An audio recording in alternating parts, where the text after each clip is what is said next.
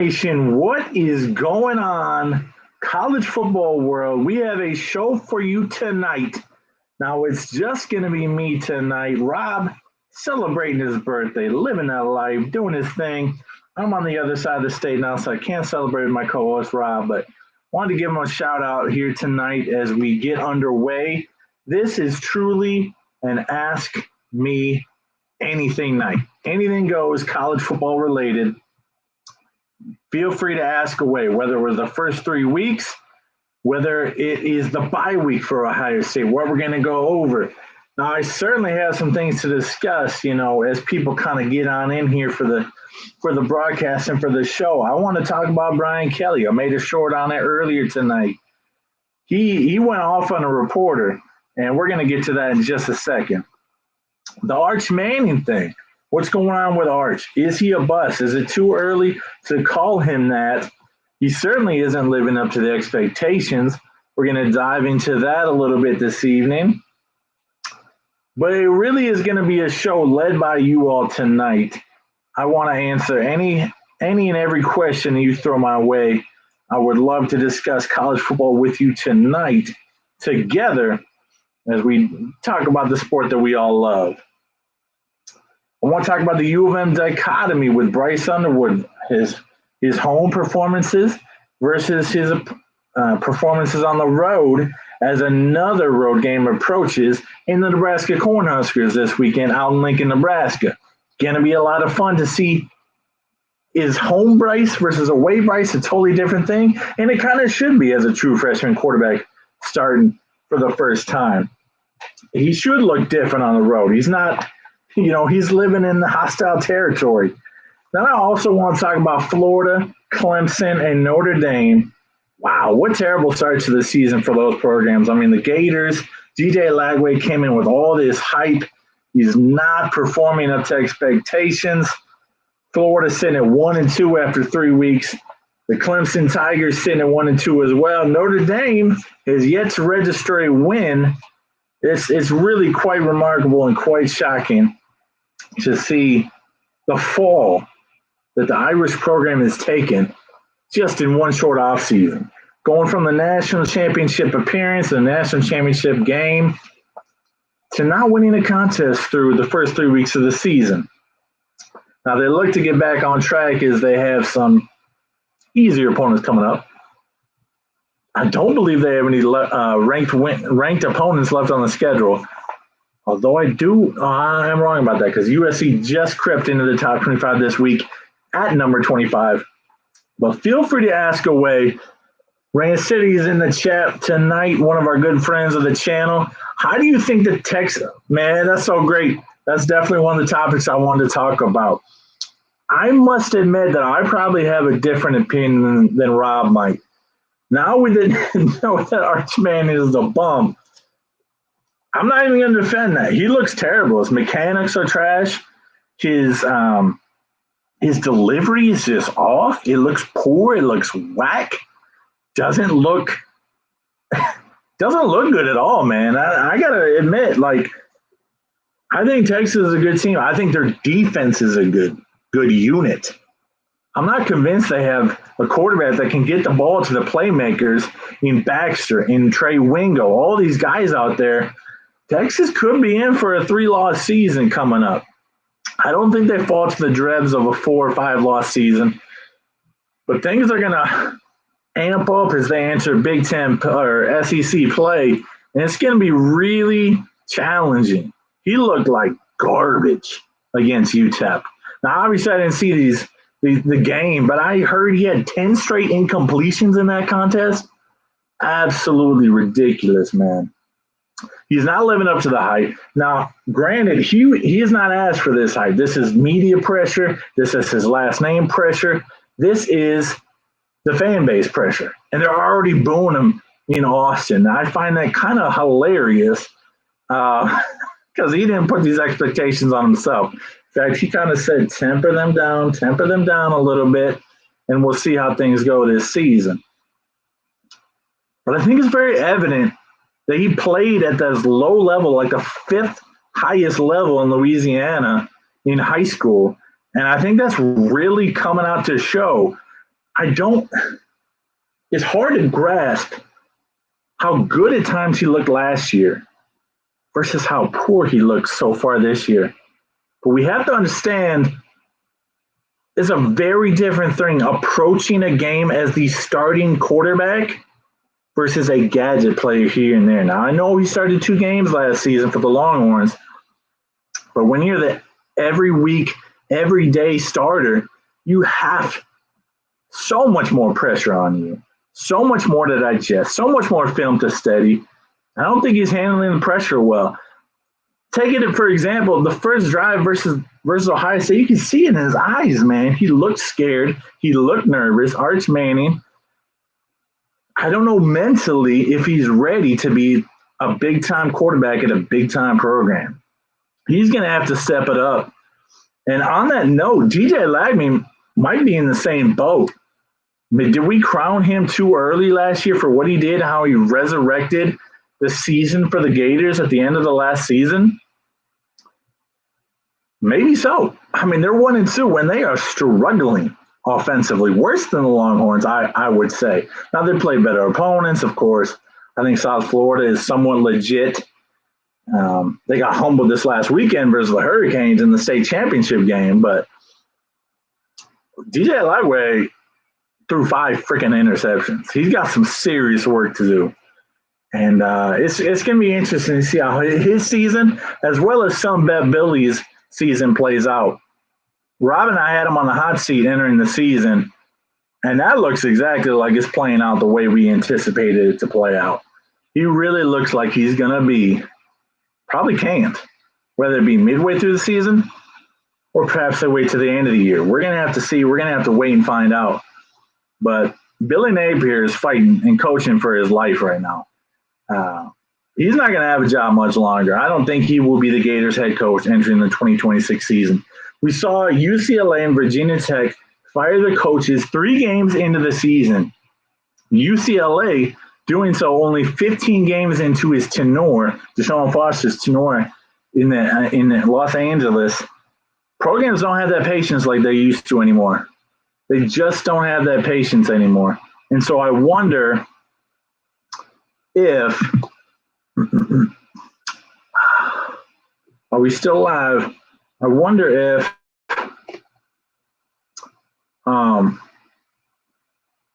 what is going on here? I wonder what the frick is going on here. I think the stream just crashed, but I'm not entirely certain that it did because the microphone is still showing active. Let me know. I can't see anything. The internet just kind of crashed on me here. Let me know if I'm still going here on the stream. All right, looks like we're back up and running. Anyway, sorry about that mishap there.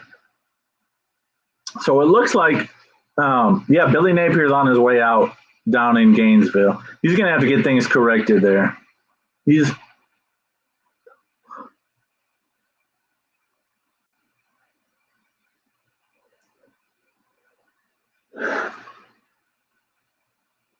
Okay, it's still here. Okay. All right. I don't know. Restarted the clock here on my Streamlabs view. So anyway, I thought it completely crashed. But anyway, any other questions regarding the Gators, the Dogs, man? How about their contest down in up in Knoxville, I should say? What a battle, what a fight. I think that really reflected the stability of a Kirby Smart program over what Josh Heupel brings in his lack of discipline, his lack of preparedness. I wonder if that really played out. In fact, that is what played out in front of our eyes. We saw the Vols have a 21-7 lead over the Bulldogs entering the second quarter. I was at work. I got home, got to watch the fourth quarter of that crazy, crazy contest. The kick at the end, bro. How do you get a false start on a kick? That's like your only unit that you're on, and you're going to mess up for everybody. A 37-yard kick is different than a 42-yard kick in the mindset, what you're looking at, what you're preparing for, what you see. That angle and that trajectory changed for him. And I give full credit to the Bulldogs, man. I've been harsh on them before in the past, and just harsh on Kirby. I think there is room for criticism on the defense because they did have 41 points dropped on them, and that is substantial. So we have to take that into account. Is this the same kind of Bulldog defense that we've been accustomed to seeing back in the 21 and 22 championship runs? I'm not certain we're seeing that, but things to improve and things to clean up for Georgia for sure. What we need to see from them moving forward is stopping the aerial assault better. The secondary needs to step up. And they've been getting run on a little bit too. And so, impressive win. I'm not going to take away from their win. Both Rob and I did expect George to win this one. The real test is coming I think it's next weekend. Yeah, next weekend. The 27th, I should say, down in Athens. It's going to be a really fun one. Yeah, no problem, man. No problem. Rob's having his birthday tonight, and so we just wanted to come on here and do kind of ask me anything. So feel to fire off some questions. Feel free to, ask me anything about the college football season, whether it's Buckeye related, whether it's your team related. We like to have fun here. We're going to have fun tonight. We're going to go for maybe, 40 minutes or so. We might go for an hour depending on how things go, but appreciate you joining Buckeye for Life and, of course, Rand City as well. Tennessee is probably – I'm not going to disagree with that, man. Joey Aguilar is keeping things rolling, and I think they made the right move in removing that cancer, Nico Iamaleava, from their team. And, boy, did they ever win in that trade. They have some real dogs and some real weapons. It's going to be fun to see in a couple weeks. Can Kirby overcome, and the Georgia program in general, can they overcome that mental edge? Because I think it's more mental than anything at this point. The coaches have changed, in both programs. And yet Alabama won last year somehow. It was in Tuscaloosa in that amazing contest that we all got to witness. I hope it's half as exciting as last year's battle was. Can Kirby and Georgia overcome that Goliath that's in front of them? We're going to find out here in another week and a half. I can't wait to watch that contest. I don't know if I can pick the Bulldogs in that one. I know Kalen DeBoer is struggling. He is not guiding the program in the right direction. I don't think he's going to be there very long. I truly don't. But can they overcome that? Because it's here.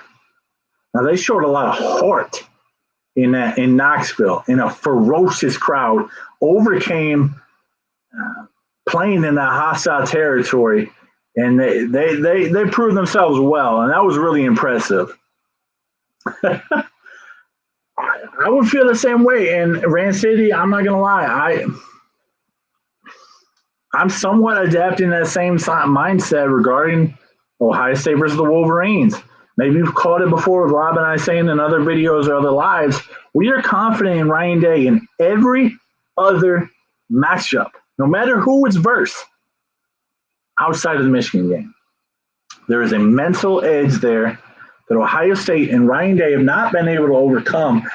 I think part of it is because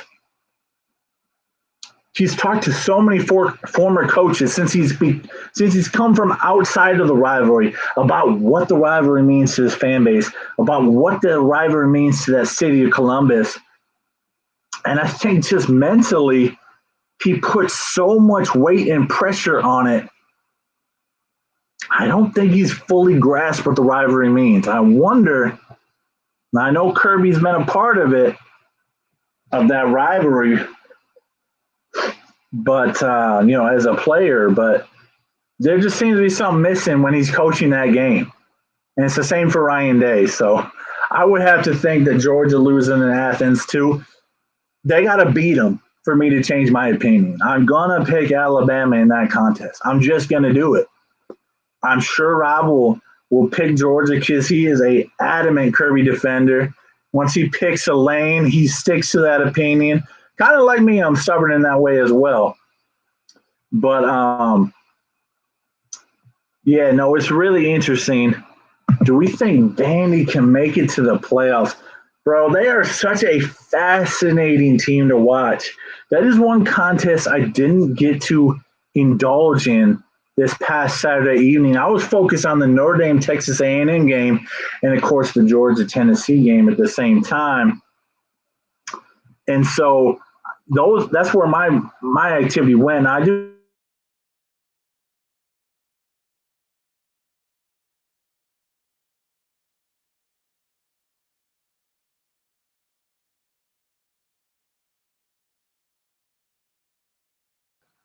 he loves to talk a lot of smack.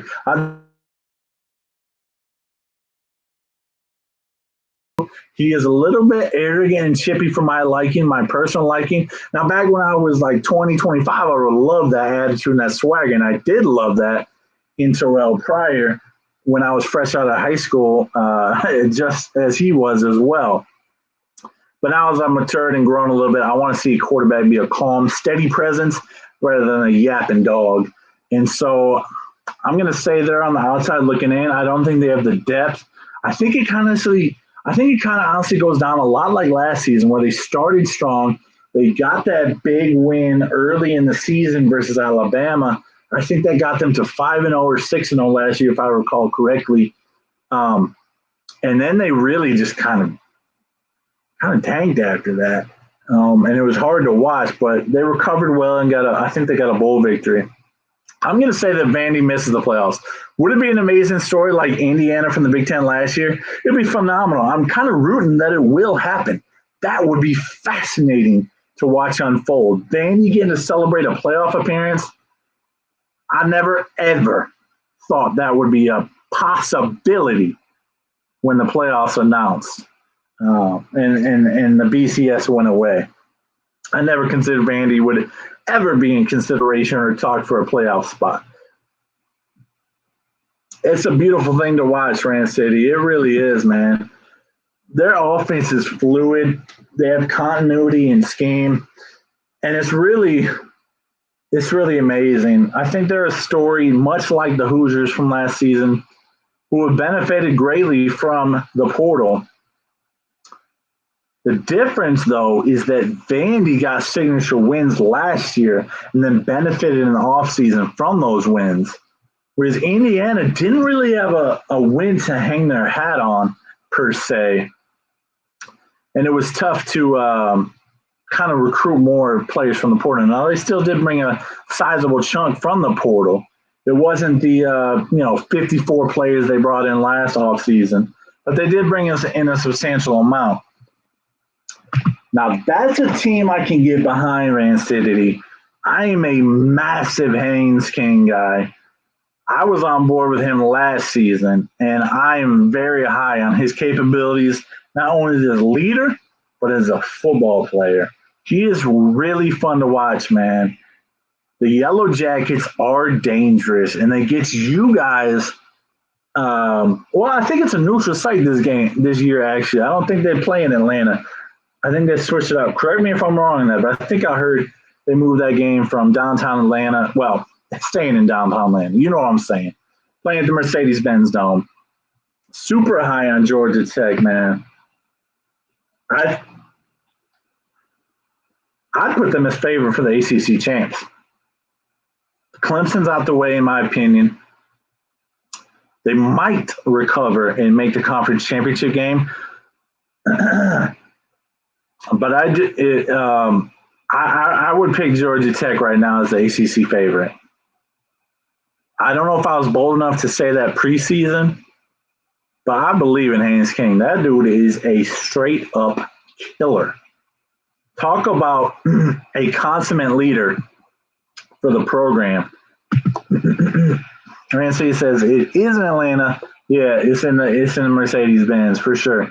I think because Tech was close last year, Georgia beats them this year again. Now I can see that in the sense that, okay, maybe we took them lightly last year at home in Athens, and now they're on our radar. We got film on Haynes King. Your defense is still going to be good despite, getting shredded versus the Vols. things like you said, the rules have changed and they favor the offense these days. And you can have an elite defense and still get absolutely torched. We saw that in the Ohio State Georgia game, both elite defenses back in 2022 playoffs, and nobody could stop anybody. I can see why you would favor them in that vein of thought. Thinking we're not going to take them lightly this year. There's a big time showdown at the end of the season, and we're not going to be embarrassed in front of that big of a crowd at the Dome. And I can see Georgia showing up, but that's one I'm going to be watching without question after the Ohio State Michigan contest in November. It's going to be a really fun one to watch. It truly is. And so I'm looking forward to that contest at the end of the season. What do you guys think about like the Heisman conversation? I know it's super early and September Heismans are a thing, but I haven't really seen anybody outside of maybe Thomas Castellanos or Haynes King, like I mentioned. I haven't really seen anybody jump up and be like, that dude's in the running. That dude's making statements. That dude's making plays. He's going to win the Heisman, or at least be in New York City as a Heisman finalist. Let me know who you think might be a Heisman finalist. Like, I really don't know. I really don't know who's jumped out and grabbed it so far, in my opinion. Seriously, like who has jumped out and made their case, made a statement like we see most Septembers. We see Nussmeier failing. We see G.J. Lagway failing. We see Arch Manning failing. Is it going to be a tailback? Maybe Jeremiah Love. He was getting some preseason hype for the Heisman, and he is going to be the back, I think, potentially in consideration. The dude is a human highlight reel. He's really fun to watch, and he's very explosive as well as powerful. Crazy quick for a dude his size, can leap over people. His athleticism is just off the charts. It's really fun to watch, man. And I think he might be somebody who is in that race. But as a running back and as a quarterback, you need to really be on a winning team. And with Notre Dame starting 0-2, I feel like that kind of eliminates Jeremiah Love early on. We might have the stats at the end of the season to be in consideration, but we're going to have to revisit that one for sure. Who do you guys think might be a Heisman finalist? I know we're only a couple weeks into the season, but it's fun to always think about. It's a fun conversation for me, at least. It really, really is fun. And so I'm thinking, since a lot of the quarterbacks have really kind of fallen off the radar that were the preseason Heisman favorites, it really is Castellanos who might have the case for being in that conversation. Ryan Williams did show up last game, man. My goodness. It's really hard for a wide receiver to win the Heisman. Obviously, we saw Devontae Smith was the last one to do it for the Bama Crimson side. Rand City chimes in. He's got, obviously, Jeremiah Smith. He's making plays, but didn't make them in the big game versus the Longhorns. So I think he has that against him. Archman, yeah, they were all favorites, but everyone seems to be overhyped. Agreed. I would pick Haynes King or Diego Pavia. Politics won't let a triple option QB win. Yeah, I kind of feel you on that argument. It's not the 90s anymore, the Cornhuskers, when they had oh gosh, I'm totally blanking on his name. Their back-to-back national championship quarterback in the mid-90s. Completely blanking on his name right now. But he was the last triple option quarterback to win that. No, scratch that. The quarterback in 01, Eric, I forget his name too. In 2001, the last Heisman winner for the Cornhuskers. I think you're probably right, man. I mean, in this day and age, we want to see passing stats as in addition to rushing stats from a quarterback perspective. Haynes King might not have enough flashy stats in the passing game to put him in consideration for that Heisman come the end of the season. But like I said, my opinion is kind of Thomas Castellanos. He's going to jump in that race and continue in that race. As long as Florida State can continue winning, that's yet to be foreseen how good or bad Alabama might be. They didn't seem to have that heart, that desire, and that passion to win. And so, I need to see more from Thomas Castellanos. What do you think of Florida State in general, man? Like, yeah, when he's it's gonna be fun to follow the Seminole season, man, because so many people had written them off entering the season, coming off the 2-10 year. Daggone, bro. Like his job was on the line entering the season. And Mike Norvell rebounded in a big way through the portal. Castellanos talked his smack and talked his game in the offseason this year. And he came in that first game and backed it up. And I haven't been able to really follow statistically what he's been doing since then. But I know Florida State's still undefeated. Stetson Bennett never won the Heisman. It is crazy that a back-to-back winning national championship winning quarterback never even – I don't think he was even a finalist for the Heisman.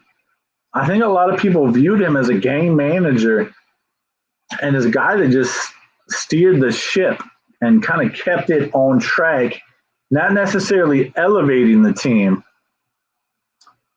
And I think kind of looking back a few years later now, a little more perspective, man, like kind of that dude kind of got downgraded in national media scene. And I was guilty of it too, man. I bought into that narrative as well. And then I saw him make throws versus the Buckeyes in 2022 in the semifinals. I said, this is the same dude. I had this preconceived notion about who he was. And he completely proved me wrong with a couple of throws. I mean, he had elite weapons, don't get me wrong, that seem to not be there anymore for the Georgia Bulldogs. Obviously, Brock Bowers and Ladd McConkey and all those elite players that now have kind of disappeared from the Georgia program. We need to see some offensive threats. Who has stepped up so far for Georgia? They haven't played too many big games, so I haven't watched them outside of this Georgia-Tennessee fourth quarter. I haven't watched Georgia play much this season so far. Had I not worked on Saturday, I would have watched that entire contest. Trust me, that was one I was really looking forward to seeing and viewing this Saturday. But thankfully, I have the next 2 Saturdays off. I'm looking forward to viewing a lot of college football. Another thing I wanted to talk about, man, like we just kind of touched on this in the beginning. How about LSU and Brian Kelly just overall? Like, are they really the number 3 team in America right now? Are they truly that good? Because I don't buy into it right now. Nussmeier has been a letdown both last year and this year, in my opinion. Brian Kelly seems to throw his players under the bus a lot. He attacked the media because he got defensive about a neutral question. The question was not asked in a passive-aggressive way. It was not posed in a positive or a negative manner. It was presented neutrally by the reporter. Now, it was the first question after a win, so I give him a little bit of slack, just a little bit of slack. But you can clearly tell it bothered him, and it hit a nerve. It hit a nerve because he got super defensive really quickly. He got irrationally mad at a neutrally posed question. What do you see in the offense? Not what is wrong with the offense. Why is the offense not working? No, it was what do you see in the offense? Now, maybe he has a negative relationship with this reporter. That could be. Man City checks in. He says, I like them, but Nussmeier can either bring you all the way down or all the way up. He is inconsistent, and Brian Kelly is immature. That was kind of my take. You know, Brian Kelly has a history of doing this. He has a history of berating players. He has history of berating reporters. and he seems very childish. Like I said, it clearly hit a nerve. He clearly didn't like how the offense has performed so far this season. Now, do they have time to fix it? Yes. We're only 3 games in the season, a quarter way through the year. That kind of sucks to say already, but we already are a quarter way through the regular season. I'm not sold yet. They do have that impressive win in Clemson, which has been downgraded in my opinion because the Tigers look like booty cheeks so far. They look terrible, specifically offensively as well. This has become a pattern through the first 3 games of this season, and honestly, dating back to even last year with Nussmeier at quarterback, they had some kinks to work out.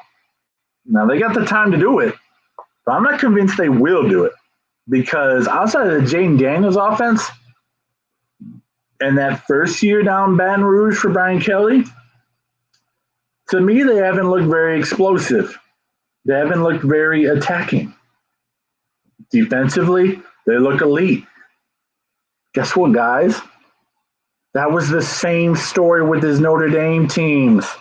Being a Northern guy, we watch Notre Dame. We pay attention to them as a program. We understand their historical relevance. They've always gotten good quarterbacks under Brian Kelly with the Irish as well. And most of the time, they don't live up to the hype. Now, down in Baton Rouge, things have improved offensively. They really have. Hey, appreciate that, Day 1K. Things have improved. But I feel like this is the same kind of teams that Brian Kelly was having up north with Notre Dame. Very strong defensively, but just can't compete offensively. Can't be consistent enough, even in the Jaden Daniels year, to not lose 4 games. And so I just got to say, man, we've seen this before. 2012 and 2018, they were elite. Made the national title game in 2012 in Notre Dame. 2018 made the playoffs. And never rose to the occasion in those big games, outside of maybe a few Michigan games here and there. And I feel like Brian Kelly is who he is. Let's be honest, man. He's in his low 60s. Like, he is who he is as a coach. He knows his system. He recruits for that system. And although he has perhaps deeper pockets at LSU, in this NIL era, it hasn't really elevated Brian Kelly's stature in the college football world. He has been a very good coach. Don't get it twisted. A very good coach, but not an elite coach, in my opinion. He just hasn't been. He doesn't have a national title, despite being a coach that has elite teams and elite recruits on his roster year after year, even dating back to his Cincinnati days. Good question. What is the Brian Kelly culture, man? I would have to say it is a physical defense, one that is built to stop the run. He's always recruited athletic quarterbacks, and Nussmeier is one of those guys. That's, once again, dating back to his his Notre Dame days. He recruited those athletes, Everett Golson, among others, to run his offense. Even his Grand Valley days, he recruited athletic, scrambling type quarterbacks. I feel like they relied a lot on offensive explosive plays in the past, as well as the Jaden Daniels era. And in the red zone, since they don't have these accurate throw and dime type quarterbacks, they just don't finish as many drives as they should in these big games. They can get those explosive plays against the inferior opponents on their schedule. When it comes time inside the 20s on offense, they just don't seem to be able to compete. Let's talk about Bryce Underwood for a little bit and the dichotomy of who Bryce might be at home versus who he is on the road. We're going to see Bryce on the road without his head coach, Sharon Moore, this Saturday. He's not involved in the game plan this week as far as I've been involved. Michigan's one of those programs that goes into submarine during the week and during the preseason. You just don't hear much about them throughout the week from beat reporters, whether it be injuries, whether it be personnel decisions.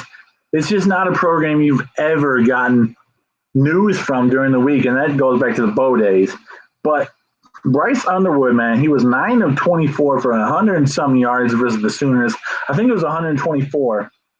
Bounce back had a monstrous game stat-wise versus one of the lower teams in the MAC conference, a team that's been down for over a decade, the Central Michigan Chippewas. Just put on a show. Now, I will say this about Bryce. He is a pretty accurate quarterback. He throws a beautiful ball. There's no denying he puts zip and power and puts that pretty spiral every time he throws the football. Whether he's off center, he's off schedule, he's putting a spiral on that thing and spinning that sucker. So it's really fun to see him watch him throw the football. But how's he going to respond? Nebraska's undefeated, but have looked underwhelming so far this season, especially versus Cincinnati. And, I know they put on a show versus Houston Christian, but that's Houston Christian, bro. Like, you got to, same as Central Michigan, man. Opponent caveats apply. And so I'm not very confident in the Cornhuskers in this contest, but Bryce Underwood, I predicted he would thrive in the Oklahoma atmosphere because that dude has so much swagger and so much self-confidence and self-belief that I thought he was going to thrive in that kind of environment on the road. And maybe he will down the road, but he showed those birth pains. Now, they finally let him run the ball versus Central Michigan. But are they going to dial it back versus a Big Ten opponent? Or now that it's Big Ten play, do they let him loose and let him keep running the rock as well as spinning that thing? We're going to find out Saturday afternoon out in Lincoln, Nebraska. It's going to be fun to watch. That one is I probably lean Michigan in that contest. That is a game that preseason I favored Nebraska. One, because I didn't think Bryce would look quite as good as he has so far, although he looked terrible versus the Sooners. And pretty darn good the other two contests. It's one now that I do lean Michigan. I think the Wolverines can get the win out in Lincoln when I previously didn't think so. Because of how bad Nebraska looked versus Cincinnati in Kansas City, and just because, well, I must say, the Nebraska defense, I don't think has the athletes that can, if they're going to run Bryce, they can keep up and spy with Bryce Underwood. They have a very good D-line. They're building those lines up out in Lincoln. But it's things they got to continue to work on, bro. Like, you just don't have enough talent yet. In year 3 under Matt Rule, I expected more. I expected them to deliver some big-time wins, and it looks like the same old Nebraska program. A strong start to the season that will crumble once they enter Big Ten play. I think USC now is more likely to knock off the Wolverines because it's in LA. That's a long trip than the Cornhuskers out in Lincoln. That's just my opinion. That's kind of where I lean. That's where I stand on that one. But let me know what you think on those thoughts there. As well, how about these coaches that are getting fired now? Because NIL is in the game, and people have even less patience with the college football coaches than they previously had. There is so much money at stake. There's so much on the line in the workplace that these boosters are not going to suffer under head coaches that can't deliver. It's not very common someone gets fired 3 games in the season, but we've seen it in 2 different programs, UCLA and Virginia Tech, 2 once proud programs that have really fallen off the map. Don't get it twisted. Like historically, UCLA was pretty good in the 70s and 90s with a championship back in 1954, their only championship. Virginia Tech never has won a national championship, but has competed recently. Not so much since Frank Beamer retired, however. Now, UCLA and Virginia Tech, these are programs that just have squandered and floundered in this modern era. These boosters understand how much money is at stake, not only for their own pockets, but for their school's pockets. And they want to see them succeed. They want to see them compete on a national level, on a national scale.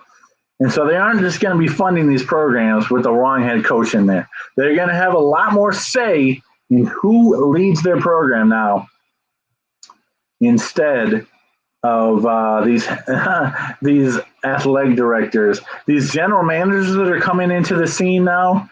That's an interesting position as well for college football. I think they have a lot of swing and a lot of sway as well. But those are big things. And, anything else going on this week? I know we got some interesting matchups. Oregon State is playing. The 27th is the weekend we're really looking forward to with Georgia, Alabama, Oregon visiting Penn State in a top 5 battle. Those are going to be some fun contests to watch. I can hardly wait for that weekend to come. This weekend does have some nice games, though, as well. And it's going to be a lot of fun viewing this weekend. I know I forget where game day is headed this weekend. I know I saw it announced. I think it was on Sunday. But it wasn't like this huge, massive game that I'm like, oh, yeah, of course I went there. But so what games are you guys looking forward to seeing this weekend? What games are you going to be tuning into in each time slot? Us college football junkies, man, we try and watch from the pregame shows until the evening ends.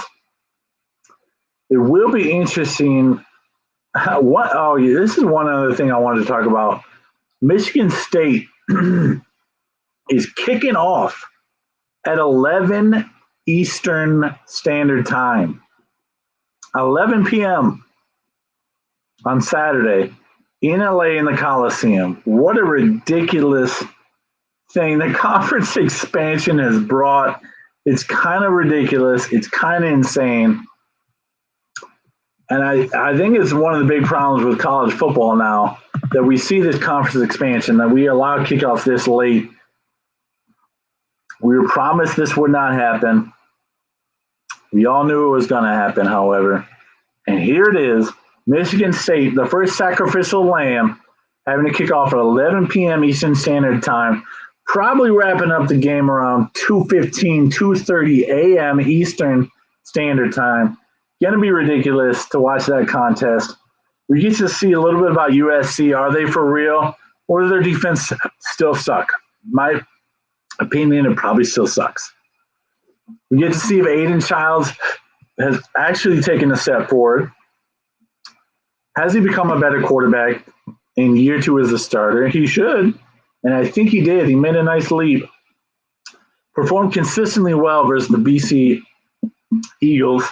And that was a fun game to watch in Lansing, Michigan. But anyway, I'm going to wrap up this stream tonight.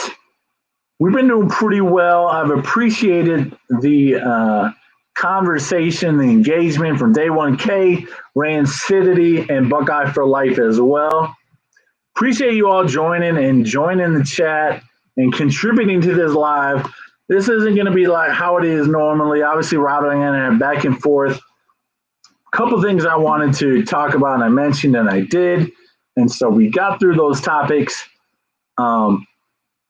I appreciate everybody who joined in. This is a lot of fun. Not normal how we're going to do things, but a lot of fun. A little standalone as Rob celebrates his birthday with his beautiful wife and his family uh, on the other side of the state. And so, anyway, shout out to Rob. He'll be back joining us next week. And of course, we will be on the Big Ten Team Rivalry Show tomorrow night, both of us, previewing the Oregon game, the Michigan game, and the Ohio State game this weekend, as we do each and every week. At least I do every other week, but Rob does it every single week with the cast and crew over there on Big Ten Team Rivalry. We always have a good time, so go check out that stream. Look for more from us as the season continues. It's been a fun start to the year. 3 games in, we see teams starting to evolve and a hierarchy starting to develop between programs and teams. I still don't think that we've seen an elite team emerge that looks like the clear odds-on favorite to win the national championship. And that might be a surprise you coming from a Buckeye fan, but I just don't feel like LSU. I don't feel like Penn State, Oregon, Ohio State. I don't think anybody has jumped up and said, we're the favorites. Come at us. What you got? But anyway, that's going to do it for this one. Go Bucks and God bless. We will see you on the next one. OH and IO.